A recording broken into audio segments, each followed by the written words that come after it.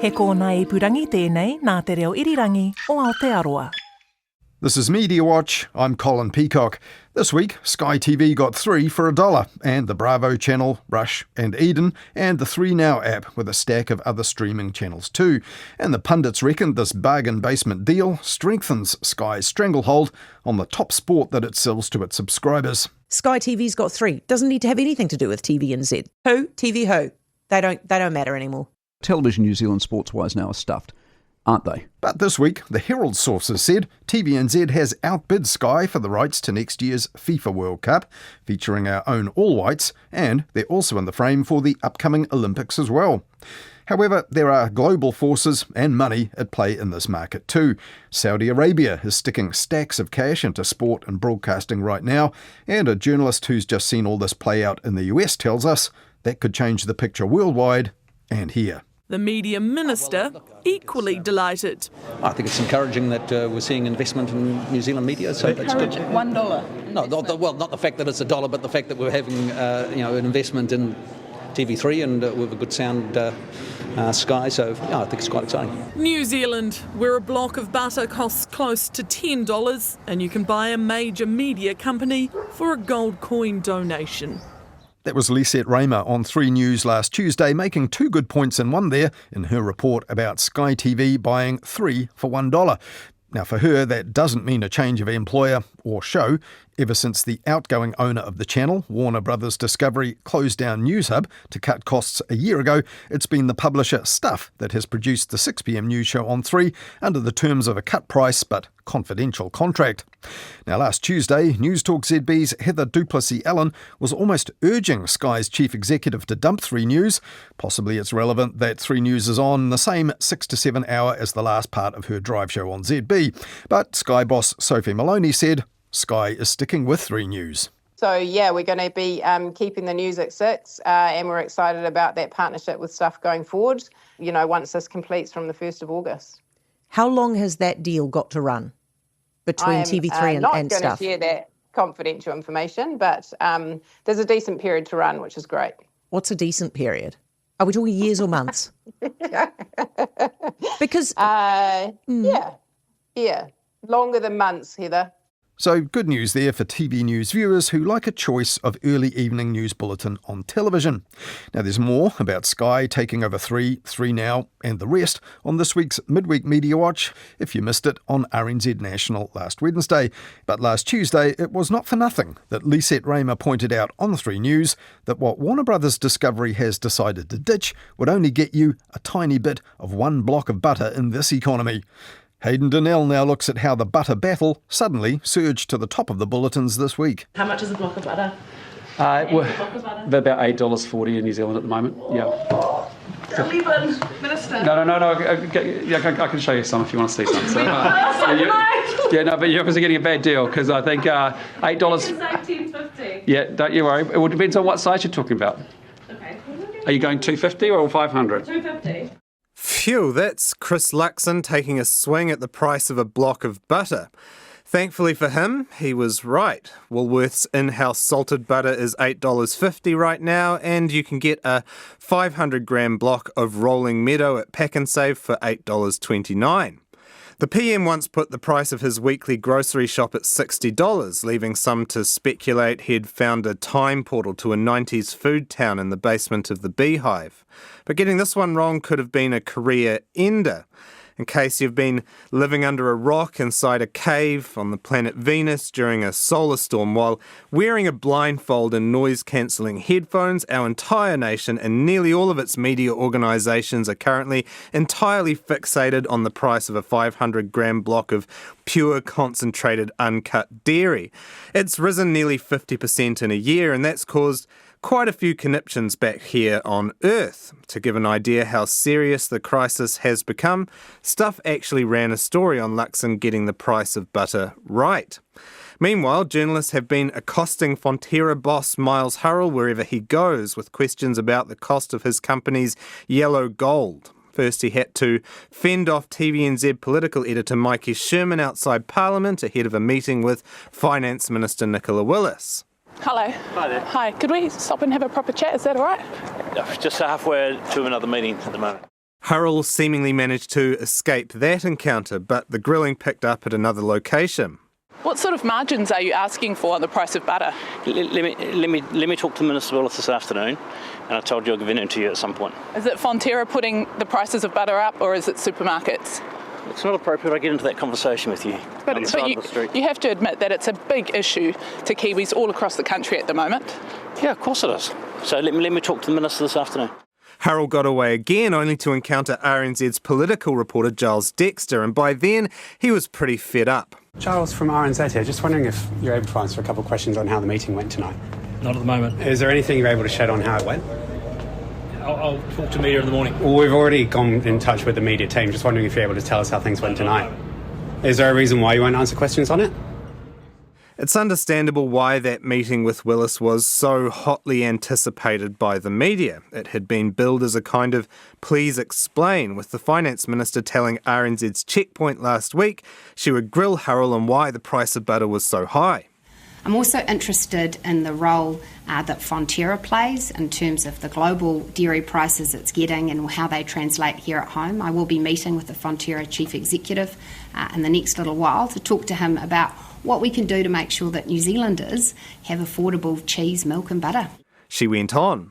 My question is about why sometimes we're seeing cheaper prices in British or Australian supermarkets, and I'm interested to understand how much of that is about the lack of supermarket competition here and how much of that is about the prices that Fonterra is passing through. But that tough talk got the goat of Newstalk ZB morning host Mike Hosking during his weekly interview with the Prime Minister on Monday. We've got to be able to talk about food prices. As you know, Nicola's doing some good work on supermarkets. No, she's not. No, you're getting me upset now because she's off to Fonterra this week to meet who? Miles. And what's she going to talk to Miles about? No, she's going to talk about the price of butter. I can tell you why the price of butter is the price of butter, and I don't know why we have a finance minister who doesn't know how butter's. We get the international price for butter. We should celebrate this. Correct. So let me just be clear. First of all, Fonterra requested the meeting. What? This was all Fonterra's idea, so less of a please explain and more of a please let me explain. Hosking would also criticise Willis's tough talk in Monday's 2-minute-long Mike's Minute. The reality is these two meet regularly. I mean, Fonterra plays an outsized role in our economy and therefore it would be odd if they didn't meet. But Nicola has this penchant for saying stuff that might lead you to believe she could produce an Uzi out of a handbag and blitz the room. The following morning, she was keen to tell RNZ First Up's Nathan Rarity her meeting with Herald was just a regularly scheduled catch-up. I know you said you've been meeting with Fonterra for a please explain on butter prices. Now, they've gone up nearly 50%. What is the latest there? Have you heard back from them? Well, that's not quite right. I meet regularly with Fonterra, and in our meeting tomorrow night, I've given them a heads up that one of the issues that we should discuss is retail pricing for butter. All that backtracking came to naught for the Fonterra boss, who was nevertheless pursued around Parliament and the streets of Wellington. It didn't deter our media from delivering blanket coverage of the meeting and post-butter discussion analysis, nor from covering the price of butter more generally in news bulletins, commentary and explainers. But was all this actually a storm in a butter vat? The Herald's Liam Dann certainly thought so, with his weekly column imploring our media to just have a little bit of perspective, please. High butter prices, he said, are actually only costing families about $4 a week, and lots of other price fluctuations hit harder. But even if that's true, isn't the emotional value of butter so much more? Are we getting too worked up about the price of butter? Yes, but it's not surprising. You know, New Zealanders, if you're going to get worked up about a food product in New Zealand, it's going to be dairy products. There's a sort of cultural connection to dairy and this feeling that we produce so much of the stuff, so it's not fair that it costs so much. So there are a whole bunch of other food items that are up a lot at the moment. Beef is a really great example, and you know the cost of ground beef or mince is up 21% and is actually probably hitting families harder than butter. But butter is the hot topic. I've seen 2 or 3 of these, well, 3 or 4 maybe, of these food price cycles, and when commodity prices go up, dairy prices go up, and in the past it's actually tended to be cheese. I remember seeing there was a big food price spike around 2010, 2011. In fact, one of the reasons that the riots started in the Middle East and we had the Arab Spring was bread prices. And I remember reading a Bloomberg article that highlighted that there were different products in different cultures that were the hot products. So I think in China, maybe pork. I remember India, it was actually onions because they're so fundamental to the base of Indian cooking. So there's these certain products in certain countries that get people out in the streets and rioting. And I definitely think that it's dairy in New Zealand, and it's a cultural thing. And this time around, butter's turned to shine.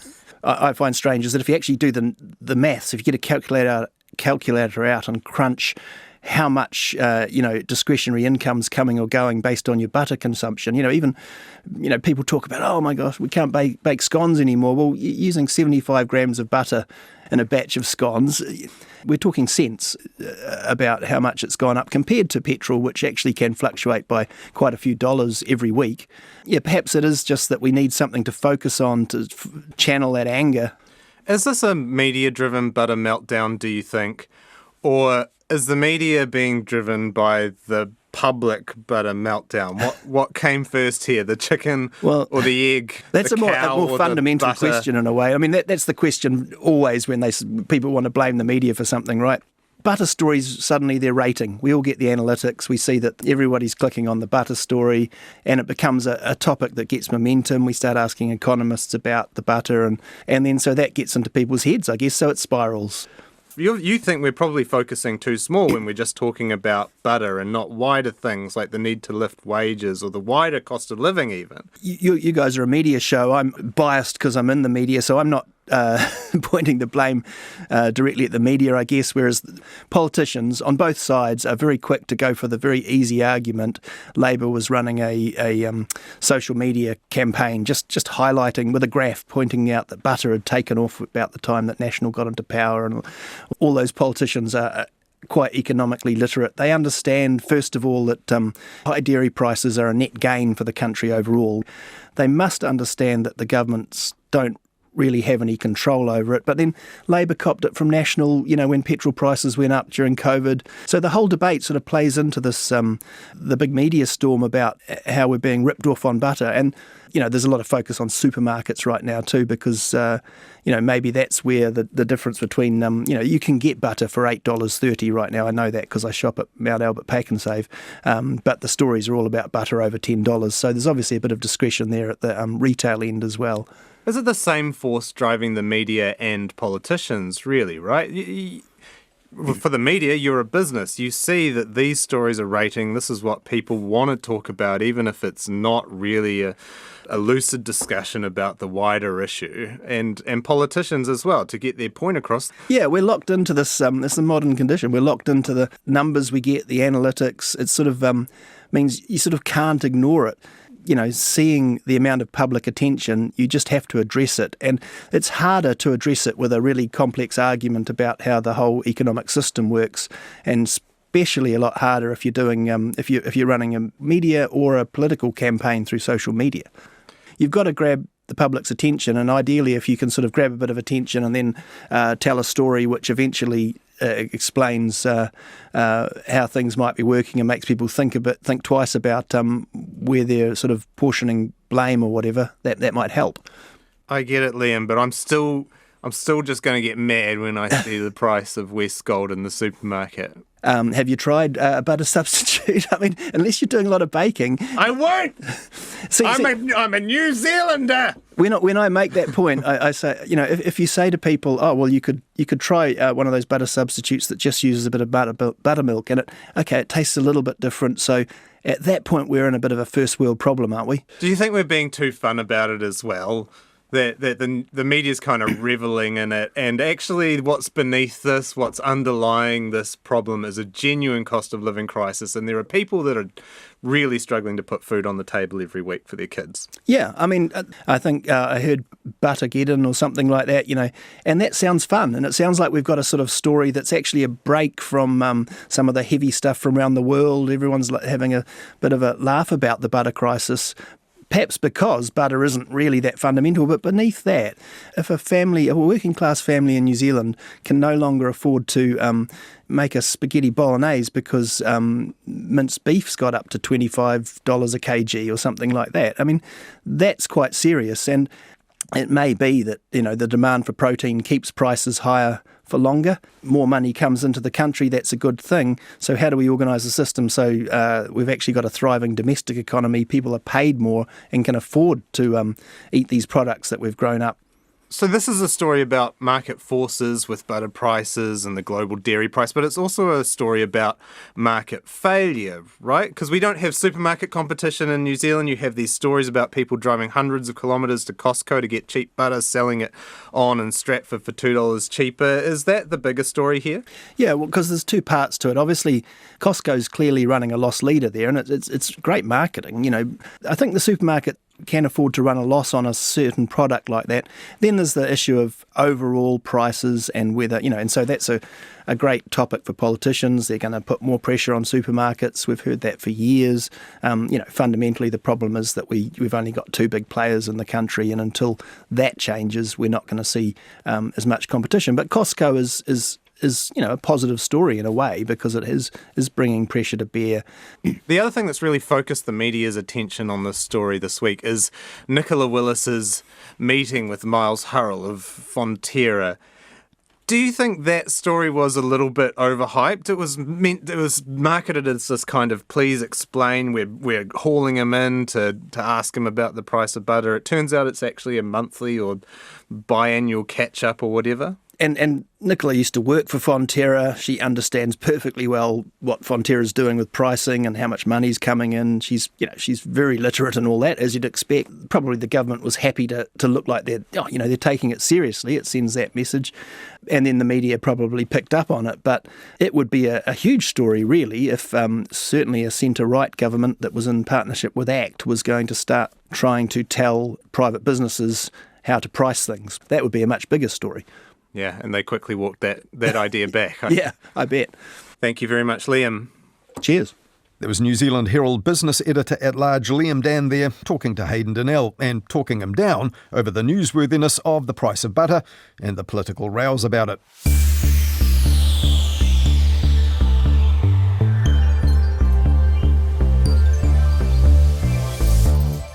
As we mentioned earlier, Sky TV is buying up and taking over Warner Brothers Discovery's TV assets and staff, and it's the latest in a series of ownership and management changes as the struggling media sector here shakes down.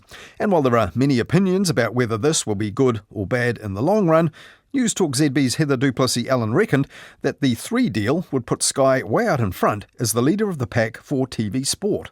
Sky TV has now got to be the only real choice in town for sports content. Beforehand, at least domestically, TVNZ was a real competitor, at least for the free-to-air portion, given so many people watch TVNZ, both its on-air channels and its app. But now, Sky TV's got 3. Same. It doesn't need anything. It doesn't need to have anything to do with TVNZ. Well, maybe, but for nearly 20 years now, Sky has also had the Prime TV channel for its free-to-air footprint. And more recently, that was rebranded as Sky Open to serve as a shop window or kind of free tasting room for Sky's subscription offerings. Now, on Tuesday, Heather Duplessis-Allen also asked the ZB Sports host, Darcy Waldegrave, about that issue on sport. What does this do for the strength of Sky in their negotiations with Netball New Zealand and Rugby New Zealand? That's what I mean. Yeah. TVNZ just got left in the dust. They have Absolutely. done. So when Sky Sports sit down with those 2 big majors in Netball New Zealand and Rugby New Zealand and go, okay, so we've now got a direct free-to-air platform that we control.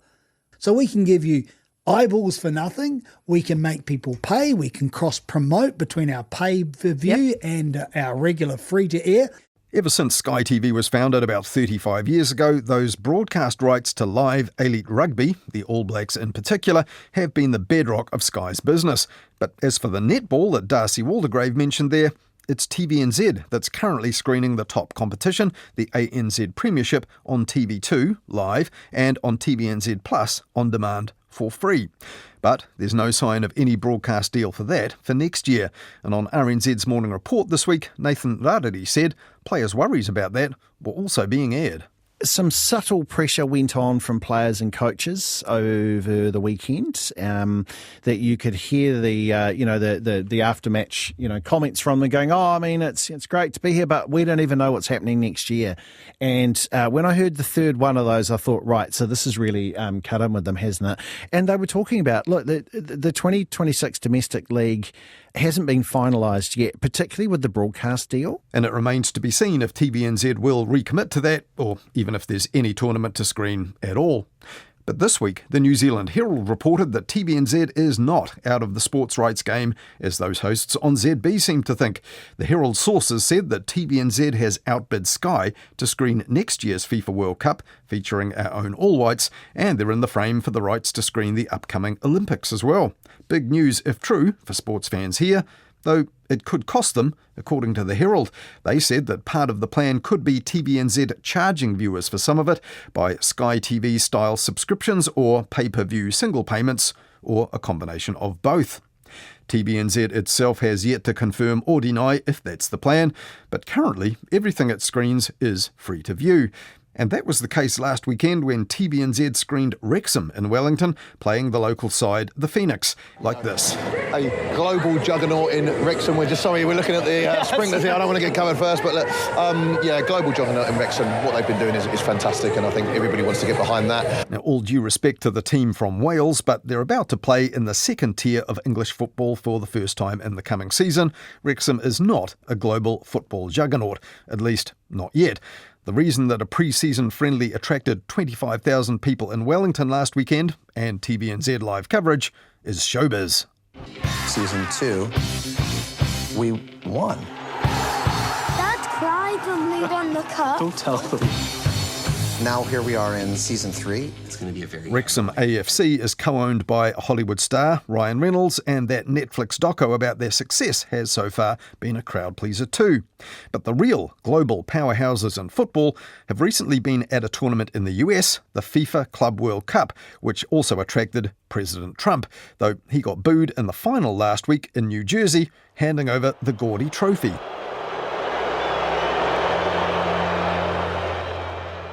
And then Donald Trump got mocked for lingering longer than he should have among the winning Chelsea players in a cringy moment that was up there with the three-way handshake featuring Prime Minister John Key at the 2011 Rugby World Cup. But Trump also won bigly last week in New Jersey because he was a key player in that whole power play of a football tournament. The governing body of the world's biggest sport, FIFA, was bent to his will in the US, so much so that FIFA's president even moved its headquarters into Trump Tower, and Gianni Infantino then went on social media with this sycophantic statement. Special thanks, of course, to President Trump, to Eric Trump, to the whole family for allowing us to be in this beautiful and iconic building, which is also a lucky building. But in that FIFA Club World Cup, it was actually Saudi Arabian interests that were really calling the shots by paying the bills in a way that showed how Saudi interests are taking control of a lot of elite sports these days, and the media are part of that plan. Adam Leventhal explored all this for The Athletic, a sports journalism service owned by the New York Times, and in a special podcast program called At What Cost? Saudi Arabia and Soccer. And he told me it's not just soccer. Saudi investment is now changing sports and the media with the global disruptor in live sport broadcasting, DAZN. That brought the Aussie equivalent of Sky Sports, Foxtel, lock, stock and barrel back in April. Now, it's a relatively recent phenomenon.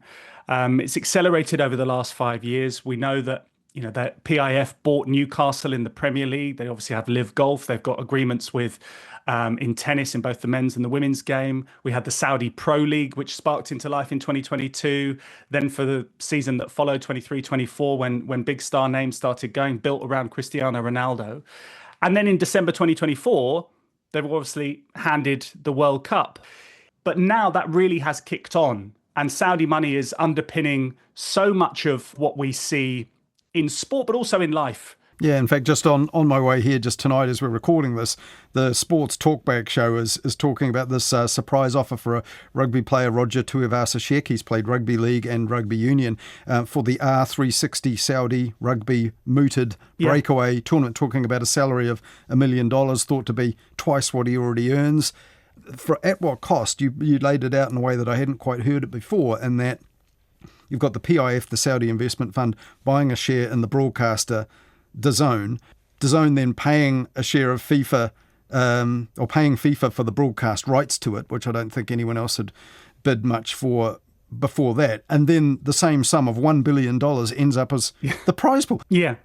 It's simply $1 billion being funneled around, and it ends up with a media event that takes a month in the United States. It does basically fit that narrative. I think what they could have been done is be a little bit cute and not have all these figures as $1 billion, because it was very easy to follow the money.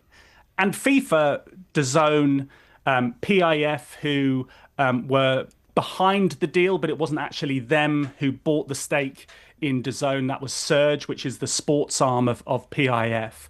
They all contest that the timeline went exactly like that. And basically, you just have to be left with the conclusion that it's the coincidence of all coincidences that this seemed to happen. But rights weren't necessarily being sold at the value that FIFA wanted for them. They wanted around about $4 billion, and they weren't selling. So it almost smacks of Gianni Infantino thinking, well, look, who are my best mates? Well, it is Saudi Arabia. Can I call them, and can we maybe make this work for all parties?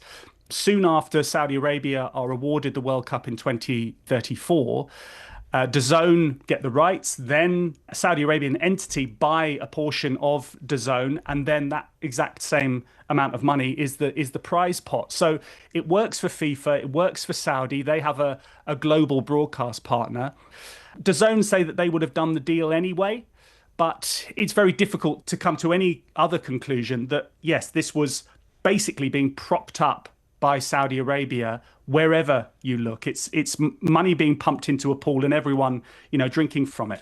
And the media really is crucial here, the broadcasting in particular, isn't it, Adam? Because if this is really all about ultimately sports washing and building a profile for Saudi Arabia right up until the 2034 World Cup and beyond, then, the world has to see that branding, that presence and all of that. And that's where DAZN comes in, I guess. Yes, people will have seen the three letters PIF flashing up on the advertising boards during the games. Invested in better is what they say, and they're almost linked to their Vision 2030, which is to transform the nation. And they say that this has some very wholesome benefits, which is to improve the health of their nation, get a more active nation. But it is also a huge push in terms of infrastructure development, tourism as well. So if they can get their brand out there with, PIF going around the pitch, but also they had a brand activation tent for PIF, which just felt rather odd. And then you go in there and there's fun games. And I asked some of the people outside these tents, did you know who PIF are? And they said, No. I'm here to get some free tickets. So I suppose it works in a way. Yeah, there were a couple of people that did know, I think, that told you, we know. They did, yeah. But they all thought, this makes sense. This is good marketing, all power to them. Yeah. So there's another aspect, which is FIFA have actually entered into a partnership with DAZN for the FIFA Plus service. And in the Athletic podcast of At What Cost, there's a guy in there saying, oh, look, this is great. This will democratise football. Someone who's clearly in favour of the deal. But at the moment, that FIFA Plus service is available. I've got it, on our phone. National TV broadcaster TVNZ hosts FIFA content on its own TVNZ Plus free online national streaming service. And when I go on that FIFA Plus app, it shows me local matches played to almost nobody at the park in suburban Wellington, where I learned to play soccer as a 7 and 8 year old kid, and it's at the local matches. It's extraordinary, the reach of it. And so now this is going to be a property of DAZN or a partner of DAZN, which is in turn propped up with this investment from Saudi? Is that what's happening? I looked at FIFA Plus and I thought, okay, these aren't necessarily some games that I want to be watching. I was expecting it to be completely populated by those big games that were going on at the time, but that's not the case yet, because obviously the broadcasters want that for themselves, and DAZN themselves, in terms of that democratizing football, they were able to give it away for free around the world. But yes, you wonder where it is going with FIFA Plus. Obviously, they have the rights essentially to the biggest tournament in the world, in the World Cup. And you wonder, with the Saudi Arabian money, DAZN wanting further reach, what sort of contra deal they will be able to do in terms of sharing the content that broadcaster is paying for in the future. And obviously we know that the media landscape in terms of broadcasting is fragmenting more and more and more. That's why it's becoming more and more frustrating for consumers. For example, with Netflix coming in, we know that Apple want to be more involved, Amazon growing like a huge monster as well. That maybe this is FIFA thinking, right, okay, what are we going to do when this media landscape fragments even more? And can this be part of a power grab for us, a land grab as well, where we have a broadcast partner, we have Saudi wealth, that maybe when we want to be our own platform and people come to FIFA rather than coming to the broadcaster, maybe that is where this is going. Although it isn't guaranteed yet, because those broadcasters will still want a piece of the pie. Otherwise, they lose out, and some will altogether disappear, I would have thought, without sport. Yeah, here in New Zealand, there's one preeminent, dominant, locally owned pay television company, and for 30 years it's absolutely broken the bank to invest heavily in the rights to live rugby. So they negotiate with the New Zealand Rugby Union every few years to do it. That's coming up shortly, and now there's been stories in the media here that DAZN could be interested. Do you think it's realistic that they could completely upend the market by throwing their hat in the ring and putting in a bid that no one could match? They were obviously known, I would say, predominantly for their involvement with boxing and doing big boxing productions. You mentioned, some of the rights packages that they've got for European football, but then, now they've got Serie A, they've got Ligue 1 in France as well.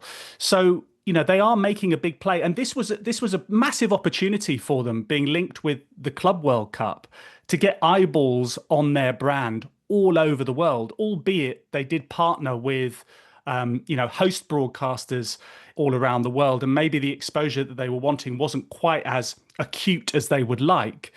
They're saying that they got between 2 and 3 billion customers watching their product, and that's been parroted as well by FIFA.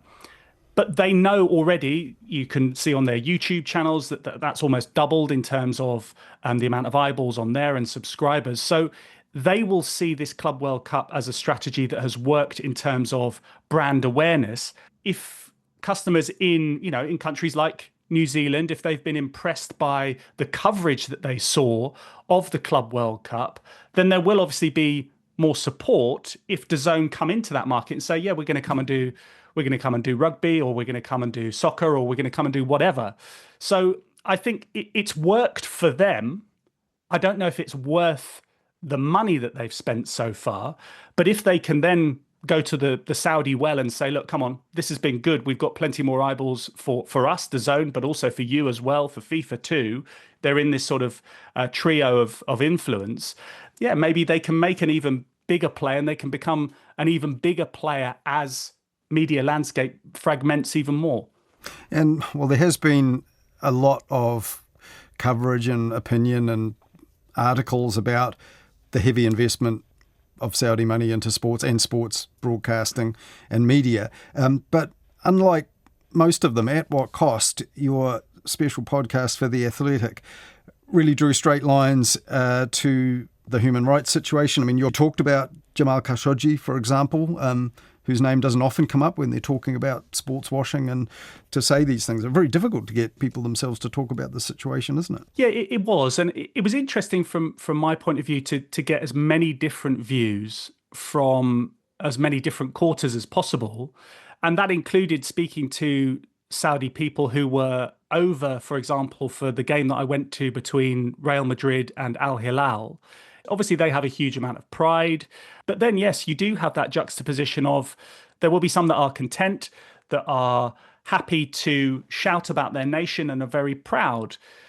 But then, yes, there are many that are being punished, are being threatened, whose rights are being infringed because they want to see a change in democracy in their country. And it is a one-person rule. It is the Saudi Crown Prince Mohammed bin Salman's word that goes. You know, you referred there to Jamal Khashoggi. I think that for many people, what happened to him in a foreign land, he was killed in the embassy in Istanbul in 2018. He was someone that was trying to give a voice to those people that are oppressed, that are fighting for a more democratic state, that want to have greater freedom of expression. Because he was writing about the shortcomings of Saudi Arabia and the regime, wasn't he? In the foreign Washington media. Yeah, the Washington Post. Yeah, exactly. So he was being that voice on a foreign soil. It's being very quickly forgotten what happened.